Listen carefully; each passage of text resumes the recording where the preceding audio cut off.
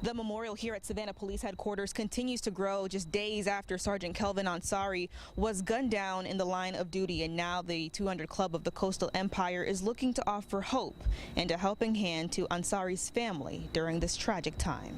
We think when the sergeant was going on to meet a good maker up there, he was wondering who was going to take care of his family and his kids. Looking out for families of fallen first responders. We make sure that the families are taken care of, the wife, the children, and everything else. Sheriff John T. Wolcher with Chatham County serves as an executive board member for the 200 Club of the Coastal Empire. The organization steps up to the plate to help families of first responders who've died in the line of duty. The latest, Sergeant Kelvin Ansari with the Savannah Police Department, gunned down Saturday after responding to a call for an armed robbery.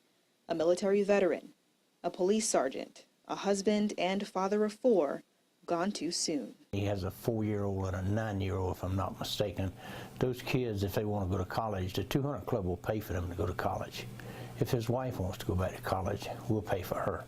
Unfortunately, he had to leave her by the grace of God, and we're going to be there to take care of the family. Sheriff Wolcher says the organization is a beacon of light during the darkest of times. It's unfortunate, but one of the things about us as police officers or deputy sheriffs or whatever form of government we in is we run to trouble. We don't run from it. And despite criticism he's heard about law enforcement, he says there's something he wants the world to know. A lot of people I say they're not happy with some of the things that the police do.